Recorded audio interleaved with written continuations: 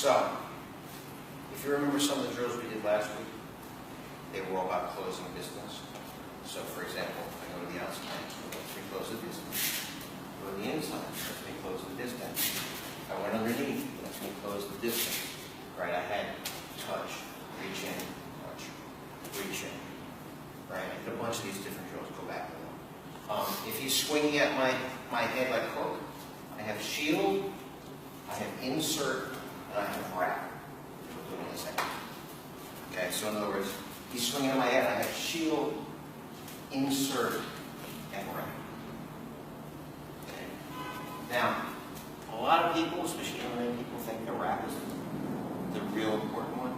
Wrap is important if you've got a guy that moves a lot and you're throwing a lot of punches and you're getting tired of getting punched in the head. Or if you throw like a lot of combination, boom, boom, boom, and you just want to tie him, right? But if we're both wrestlers, I just gave him an underhook, right? In other words, if I go hook and he wraps it, okay, one is I can come into an underhook. See that? Right? Two, I can get in deep and get a seat belt. I can come in two. I have my high clinches, I have my low clinches. Not necessarily the best place to be in, right? Do this. You can come from my hip, right? So a lot of you can think exactly. And you're pummeling in. That's why I usually prefer,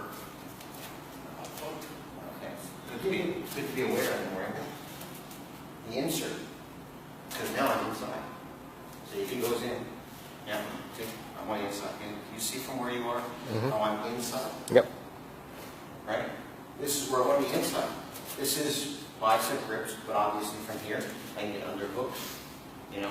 And the whole reason that people do shield, right? Or they do the wrap, and they get into 50-50, and then what do you do immediately from 50-50? You start pummeling, because two people are trying to get that under thing, right? Come on over here. Anyways, he comes around, boom. Okay, I mean, I've got one in, but I've got one out, and now I'm starting to pummel in, you know, and this is where you learn to pummel. Whereas, if he comes and I insert, see how I'm already in? I have bicep grips, I can pummel underneath, right? I can go for his neck, I'm all on the inside area, right? Remember, Kung Fu theory, right? Cross the bridge, open the door. Cross the bridge, because you know this is how he keeps distance. This is why we did these things. Remember these things, right? Yeah, right this way. These were also ways to get open. We did pull down, right? Pull down, come in, pull down, grab, yeah, smack him in the thing, right? Look at all the stuff from last week. But he goes hook, and I insert. One, I don't get hit, but two, I'm already on the inside. Okay, but another thing happens. Sometimes he goes hook, and when I try to come in, he gives it a little bit of space, right? A little bit of space. I don't go all the way in. But that's when we get into this thing, right? So we call that push hands range or chi sound range. And you have to learn, right? To feel his hands. Or you're just losing your hands. Hopefully, yeah. Hopefully you don't lose me too much, right? So I'm trying not to look at him. That's why I'm looking at his hand. But you can see how I'm trying to feel his hands.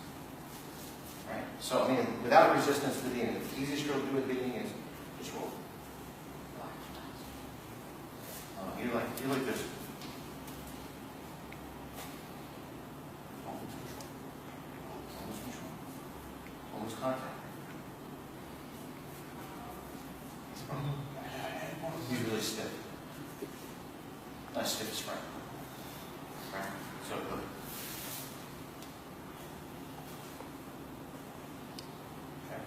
It's hard for me to keep structure because I just want to go in, right? But because I don't want to do this. But to get him to do that, I'm trying to make him do it. So that's why you see my elbows kind of fly. But in other words, I want us to get here, right? Feel where my hands are, right? But I move them. Notice I move them without losing touch of him. In other words, I'm not doing this, right? So that's losing. I'm going here. I'm going here. I'm going here. Right? And you should be doing the same thing. Okay? And I've said this before about 10,000 times. This is only maybe like, 2 seconds or 3 seconds in a fight, but it's an important couple of seconds. Because it's the entry into the clinch, and it's also like when we're in the clinch as we're stepping out. right? If I step out without doing this, exactly, right? Eric always talks about dangers of breaking the clinch, because people think like it's a clean break. There's no real clean breaks and fights, right? You step back, boom. But if I step back like this, exactly. And I'll show you some other things with this, but let's just get used to just feeling it. Now the other thing also with the hand fighting, if I grab him, so you pick up against the thumb. Grab your hand, pick up against the thumb. Grab this one, yeah, go against the thumb. Go against the thumb. Go against the thumb. Right, against the thumb, come in. There you go.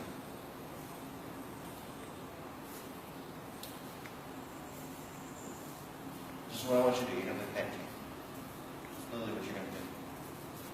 I know some other thing. And I know where he is. Right. Right. Basically, I know where he's at.